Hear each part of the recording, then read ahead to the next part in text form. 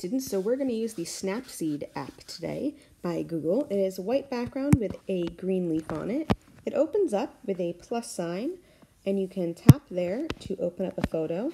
I'm going to do open from device to get the photo that is from my camera roll. I'm going to scroll to the photo that I want. I'm going to scroll all the way down. I'm looking for one very colorful image I had. Here it is.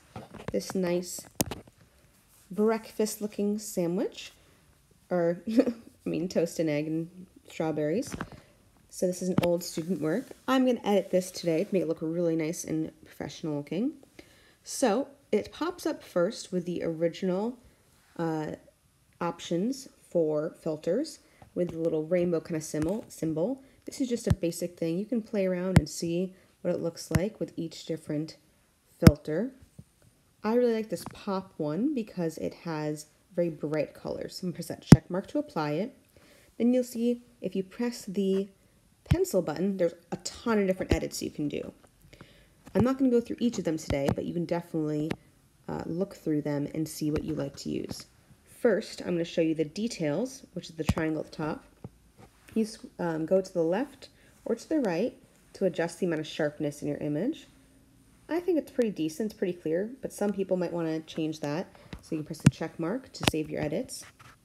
Another tool that I really like is the cropping tool. Okay, so I like to freeform it, but you can also have the options of choosing just a preset ratio for how the image is going to be cropped. I'm just going to freeform crop it so I can adjust to only the important parts of the image. And then check mark to save. Again, pencil edit. The next thing I like to show people is the perspective one. So you can actually drag and drop to make this look really interesting and odd. I think I'm kind of cool with it being normal, so I'm going to do the X mark to not apply the edits. That's something cool that you might want to do, especially if you're doing an abstract image. Another tool that I think is really cool is the healing brush. Maybe there's something in your photo that is distracting from the main point. So for example, there are all these paint splatters. I can brush over those paint splatters and they will go away. Just so they are not distracting. Oops, if it gets a little weird like that, press undo. Sometimes they're a little easier to get rid of than others. Just depending on where you touch, it sometimes has things come up weirdly. So the healing brush, you can pretty much erase things that are there. It's pretty magical technology. And then you are done, press the check mark to save those edits. Again, that was the healing feature.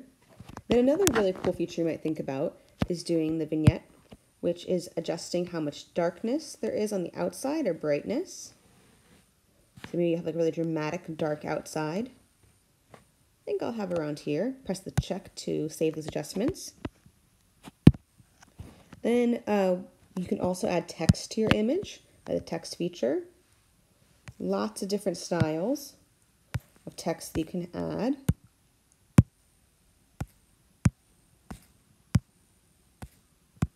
I might do this cute little bubbly thing. Double tap to change the text. And then I might do I love strawberries.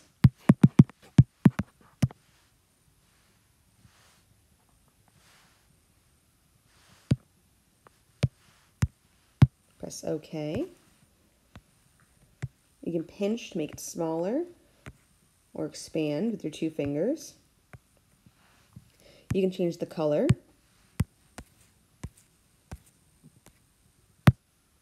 Bam, I'll keep it like that. You can also change transparency, so how see-through your text is. So the opacity, the more opaque, the brighter and non-see-through it is. The less, the more invisible it is. Press the check mark, save, awesome. And then my last really cool feature that I'm going to show you before I show you how to save is called, or how to do selective color. So I'm going to change the whole image to black and white by pressing black and white. Choose whichever preset you like the best. This one looks pretty good. I'm going to press check to apply it. And now my whole image is black and white, but I want some color. So what I do is at the top right, near the information I, to the left of that, you press and view all of the edits. So I'm going to press View Edits. You can see all the edits that we have are on the right. The top one is black and white. I'm going to edit the black and white. You can get rid of it if you don't like those edits at all, but you can also, so if let's say I didn't like the crop, I could get rid of that crop. But it also affects the rest of them. So I'm going to go back and leave that there.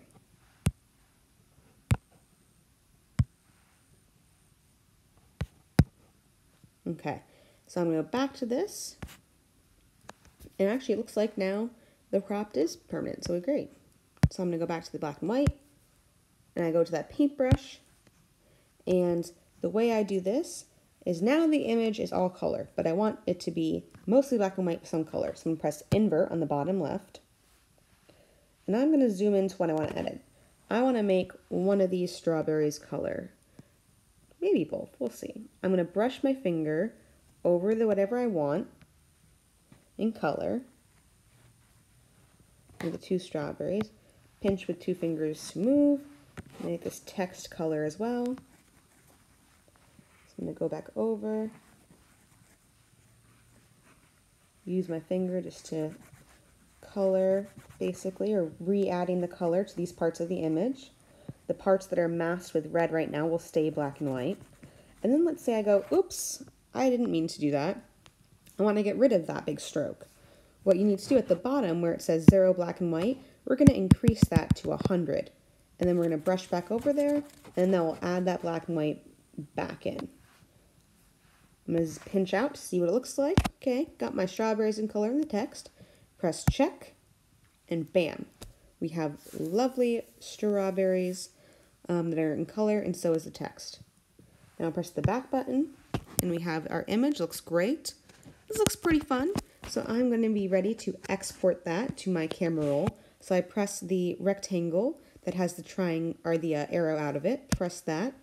I like to always do the export, which creates a copy of this image, and it leaves the original in your camera roll. So I press the export button. Always make sure that you save using the export. You can, if you want, save, press the save one and overwrite the original, but I really don't like to do that. I like to always export so you keep the original and you have this new edited version. So I press export. You can see it's saving all the edits. It says successfully exported. Now always, always, always double check, go to your camera roll and make sure it's there. Okay, it always stinks if you did all this work and then it didn't save properly. But otherwise, happy creating, and we will make some really cool photos in this photo unit.